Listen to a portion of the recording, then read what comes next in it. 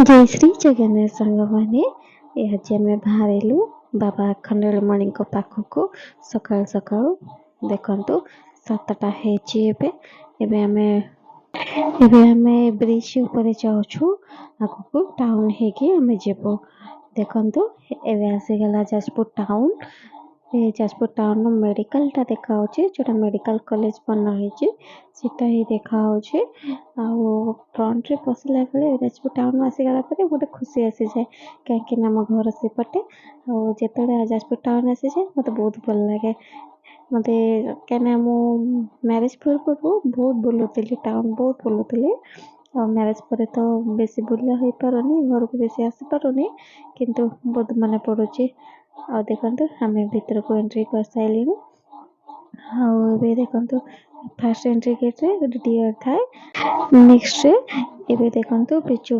Patnaik statue बनाई बसी fast माने एंट्री गेट भीतर पशिबे आगू गले एमती स्टाच्यू अच्छी बनाई बनाई बहुत बढ़िया है बहुत दिन है मुझे एपटे आसनी बस घर को सेपटे अलग रास्ता अच्छे सेपटे ही पलू आउटे आसी नी आसी बहुत दिन पर आसीपटे होपटे आहरी गोटे जगह अच्छी जोटा कि नुआ बना हो देखु ये मूर्ति शिव ठाकुर मूर्ति बहुत बढ़िया लगुच दूर माने बहुत बड़ बनाई दूर देखा व्हाइट कलर अच्छे बहुत बढ़िया देखा से ठाकुर मूर्तिटा मुझे नेक्स्ट वीडियो गोटे वीडियो छाड़देमी बहुत बढ़िया से किंतु एटी से जाऊँ आम से केमती कौन अच्छे से चलतु आपण मानक देखा ता पाखरे भी आ गोटे मंदिर भी अच्छी देखा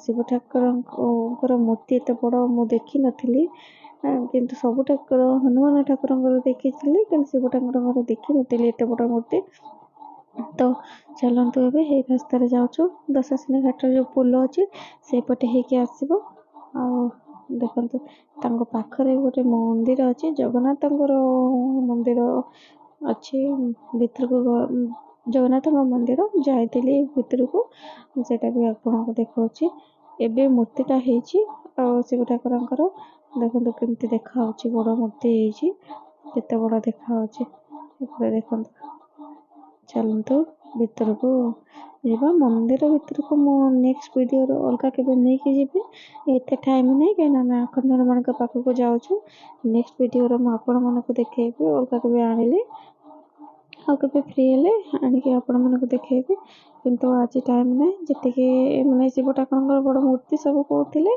तो से पलि आसल देखापी से सहित सेयार करुच्छे भीतर को जाकि मूर्तिर केमती कौन से बनाई कौन माने एबे तो बना होची सेटा आपको देखा पूरा बनाई सारे सेटा भी आप मन को देखे के आसिले देखो मैंने जो मंदिर भीतर पूजा करपटे जगन्नाथ मंदिर अच्छी सेटा भी मन को देखा खाली दूर देखा भीतर को तो टाइम एत ना सियाड़े जीवार अच्छी से आपण मानक माने बाहर देखे दूसरी भीतर को जाऊनी एपटे मंदिर एपटे साइड हो पड़ुची एपटे आम पलि आसलु किंतु ठाकुर अलग रास्ता अच्छे सेपटे जो आसिले से सीधा रास्ता ठाकुर अच्छे बंध उपर छिड़ा होगी आराम से ठाकुर को देखी हम किंतु आम एपटे पलि आसलु भीतर पटे होगा पड़ुची आम जानी नथिलु कोपटे जीवु ये देखो ये कि गच सांग मैंने कहे कहीं आमको जना ना यहाँ कि गच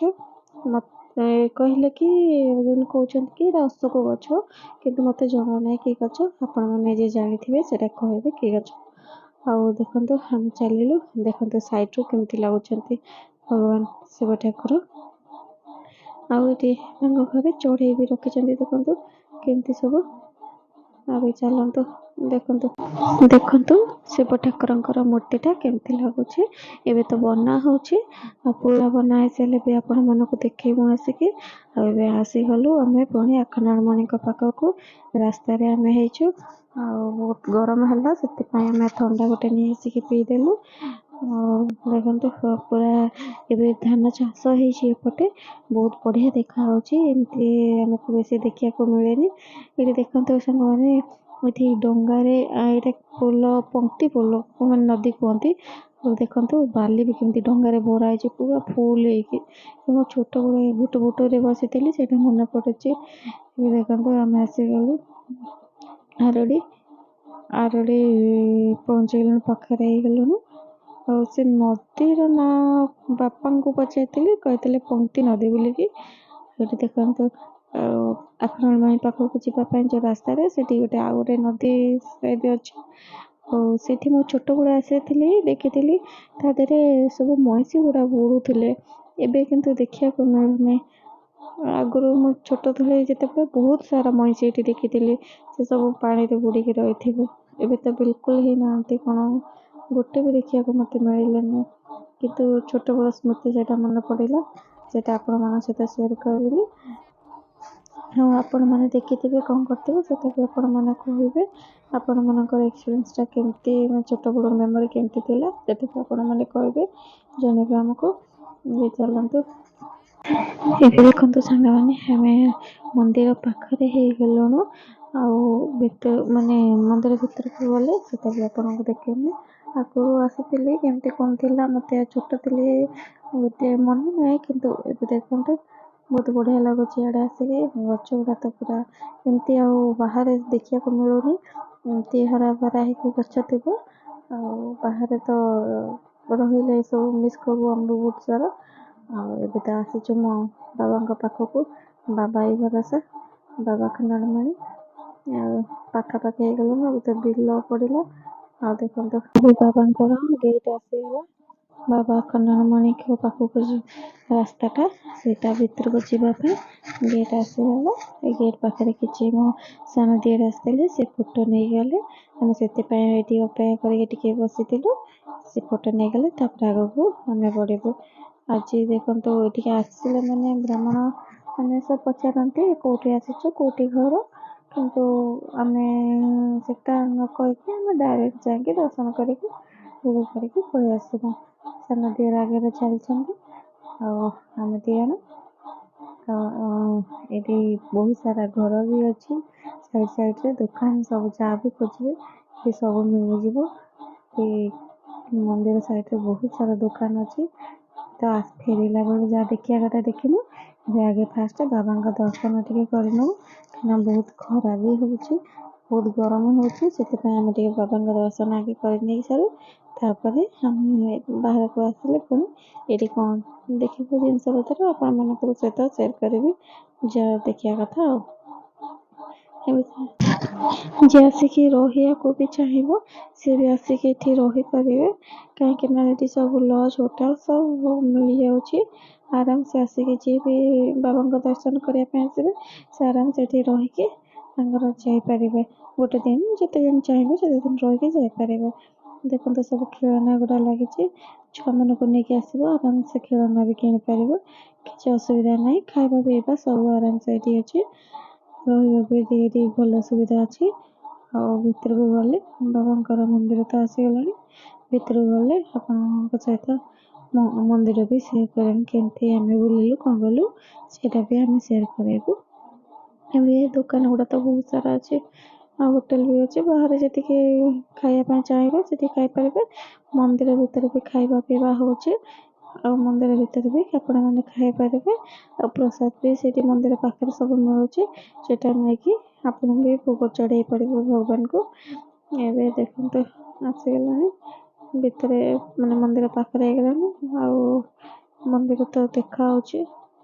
ଦେଖନ୍ତୁ ସାଙ୍ଗମାନେ, ଏବେ ତ ଦେଖିଲେ, ଏବେ ମନ୍ଦିର ଦେଖନ୍ତୁ ଦେଖା ହେଉଛି। ମନ୍ଦିର ଭିତରକୁ ଚାଲନ୍ତୁ ଯିବା, ପୂଜା କରିସାରିକି ଆପଣମାନଙ୍କୁ ସବୁ କିଛି ଦେଖେଇବି। ଆରାମସେ ଆସିକି ଆରାମସେ ବୁଲି ବି ହେବ, କିଛି ଅସୁବିଧା ନାହିଁ ଏଠି। କିନ୍ତୁ ଭିଡ଼ ଯେତେବେଳେ ଆସିବେ ସେତେବେଳେ ଏଠି ଭିଡ଼ ପାଇବେ।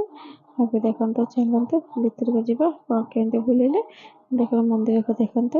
ଭଗବାନ ସମସ୍ତଙ୍କୁ ବି ଖୁସି ରଖନ୍ତୁ।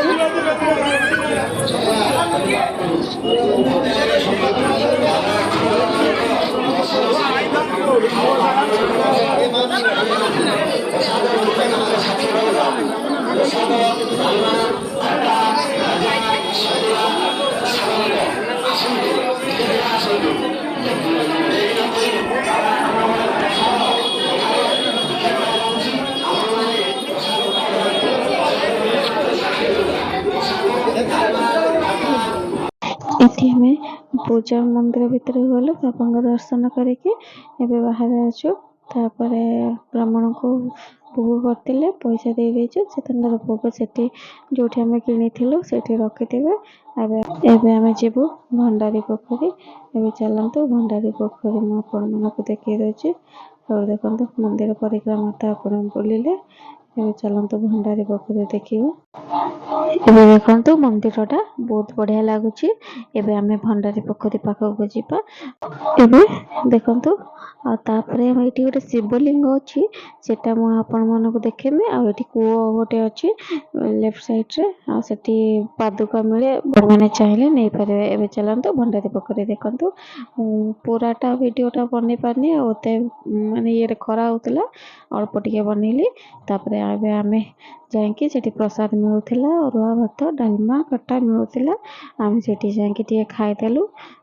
ସେଠି 60 ଟଙ୍କା ଲେଖା ଜଣକା, ଆଉ ଆମେ ଖାଇଦେଲୁ 3 ଜଣ। ତାପରେ ଆମେ ଏବେ ଘରକୁ ବାହାରୁଛୁ ଯିବା ପାଇଁ। ଆଉ ଆପଣମାନଙ୍କୁ କେମିତି ଲାଗିଲା ମୋ ଭିଡ଼ିଓ ସେଟା କହିବେ। ଏବେ ସାଙ୍ଗମାନେ ଆମେ ପଳେଇ ଆସିଲୁଣୁ 3 ଜଣ। ତାପରେ ଦେଖନ୍ତୁ ରାସ୍ତାରେ, ତାପରେ ସାଙ୍ଗମାନେ ଦେଖନ୍ତୁ ଏଠି ଗୋଟେ 2ଟା ଷେଣ୍ଢ ଲଢ଼େଇ ଲାଗୁଛନ୍ତି। ଆରେ ଭିଡ଼ିଓ ବନଉଥିଲୁ, ଭାଇ ଆସିକି ଛିଡ଼ା ହେଇଗଲେ, ତ ବେଶୀ ବନଉନି, ଜୁମ୍ କରିକି ଯେତିକି ହେଲା ମୁଁ ଦେଖେଇ ପାରିଲି। ଆଉ ଆମ ଭିଡ଼ିଓ କେମିତି ଲାଗିଲା ସାଙ୍ଗମାନେ ଆପଣମାନଙ୍କର ମତ ଜଣାଇବେ, କମେଣ୍ଟ କରି କହିବେ। ଆଉ ଦେଖା ହେବ ପୁଣି ନେକ୍ସଟ ବ୍ଲଗ୍ରେ। Thanks for watching, bye bye. Thanks for watching.